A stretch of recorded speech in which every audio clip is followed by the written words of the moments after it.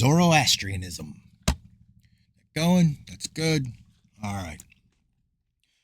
While the origin of Mazdaism seems shrouded in mystery, one may nevertheless recognize its antiquity, probably the same as that of the Rig Veda, for it has been proved by Eugene Bornoff, the Spiegel, that certain parts of the Avesta are as old as the Rig, and the many similarities of this religion with that of the Vedas proves that Mazdaism must have had its origin at the time when the Aryans undertook the conquest of India, that is to say 17 to 18 centuries before our era.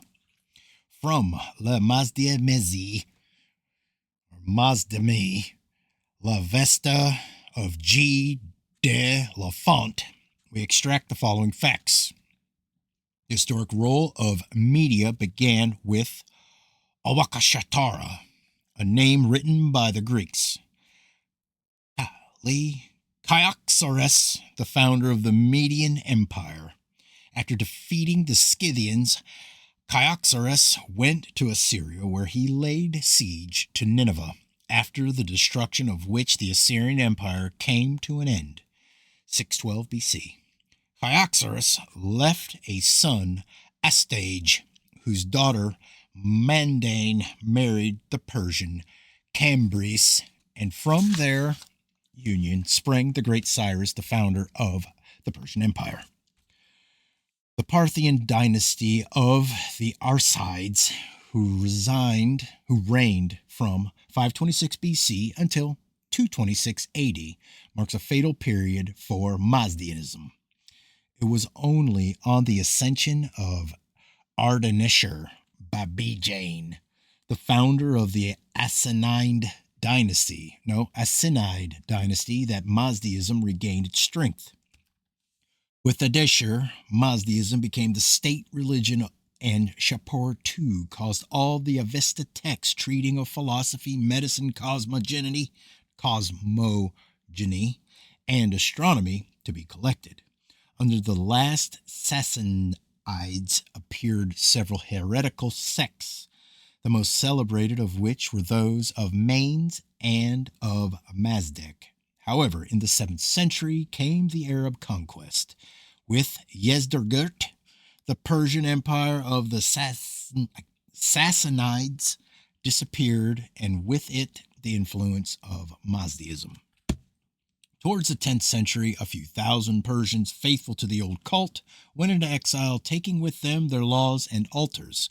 Some of these took refuge in the Kerman, in the Yezd, while the others fled to India, where they now constitute the well-known sect of the Parsis. The Zendavesta, the sacred book of Persia and of the modern Parsis, contains the teaching of Zoroaster, Zoroastrua, a reformer said to have lived some 7,000 years before Christ. It was first translated into French by Hyacinth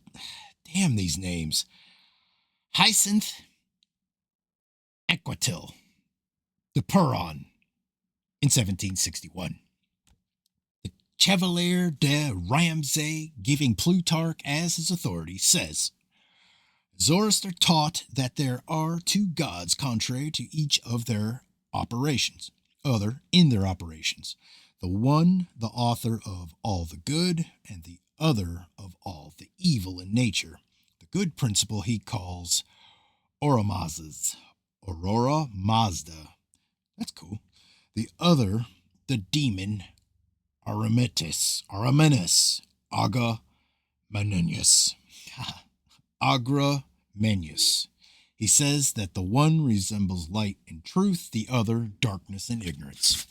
There is likewise a middle god between these two named Mithras, whom the Persians call the intersector or mediator. Mithras is the Yazata, spirit of light, and the guardian of justice and truth. For the benefit of the reader, we compile the following interesting information from the previously mentioned author, G. de la Font. Pure Zoroastrianism was monotheistic, for in the beginning Ahura Mazda was recognized as infinitely more power than Agra Manius.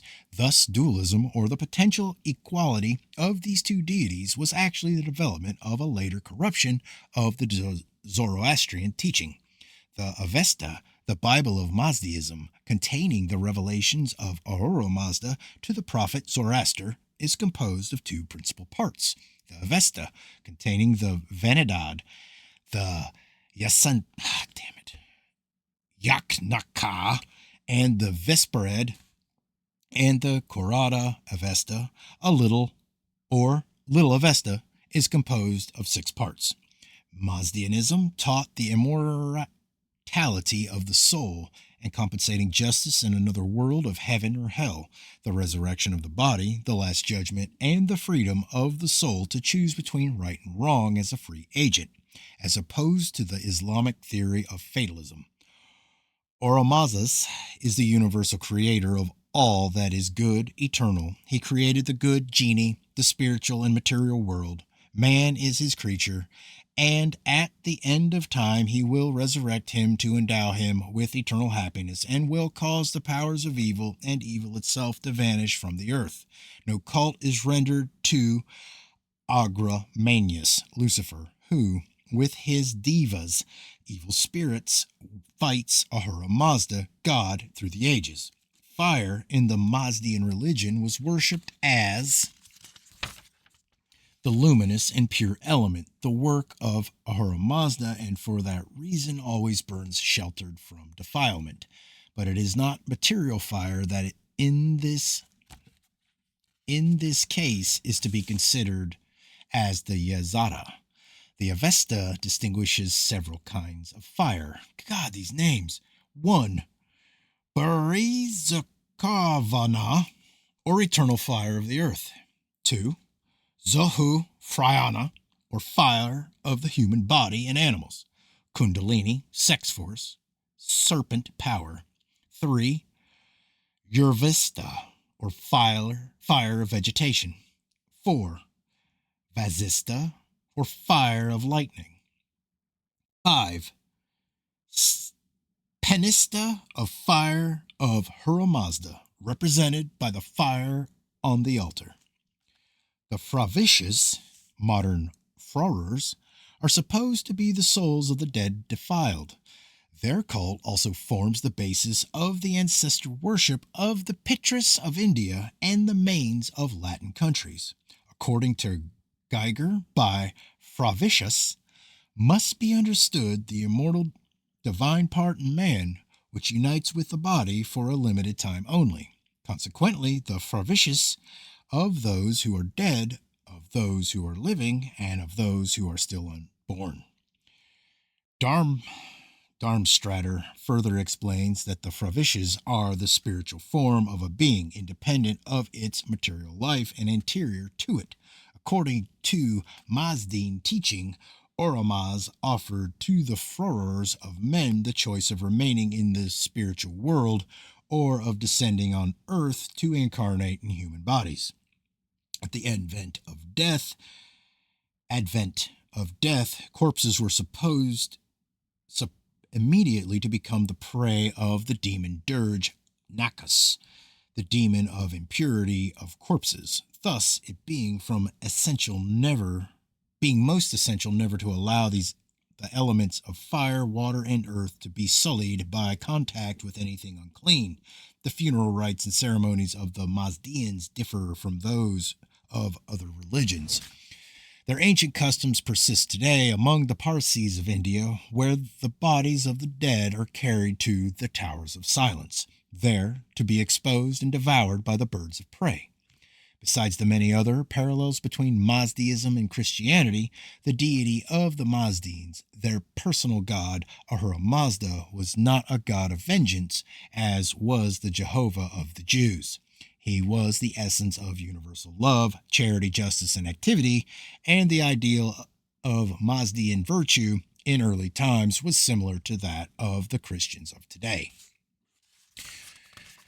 Jainism, which, like Buddhism, denies the authority of the Vedas and is therefore regarded by the Brahmins of India as heretical, may have been founded by Parsava, whose death is placed at 250 years before that of Vardhamana Mahavira, the last of the prophets of the Jains and contemporary with Buddha. Vardhamana Mahavira died at the age of 72 at Parva 527 BC. He had 11 disciples to whom he preached the law. Many authorities, however, believe the Jain church to be as old as Brahmanism itself. The following paragraph, quoted from Hastings' Encyclopedia of Religions and Ethics article on Jainism, describes the Jain theory of the transmigration of souls as opposed to the orthodox theory of reincarnation. It is here referred to as a peculiarity of the Jains which had struck all observers more than any other, viz., their extreme carefulness not to destroy any living thing, every living being, a principle which is carried out to its very last consequences in monastic life, and has shaped the conduct of the laity in a great measure. No layman will intentionally kill any living being, not even an insect, however troublesome. He will remove it carefully without hurting it. It goes without saying that the Jains are strict vegetarians. This principle of not hurting any living being bars them from some professions, e.g., agriculture, as has thrust them into commerce and especially into the least elevating branch of money lending. Most of the money lending in Western India is in the hands of the Jains, and this accounts in a great measure both for their unpopularity and for their wealth.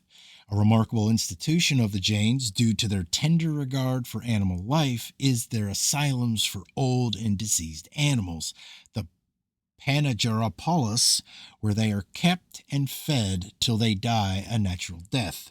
The reluctance on the part of an Orthodox Jain to discourage vermin on the theory that a louse may actually be his reincarnated grandmother or scorpion, some other reincarnated relative, is only a logical development of his religious belief in the transmigration of souls. The Jains are subdivided today into numerous schools, each following the teachings of a certain master, but united in certain fundamental beliefs.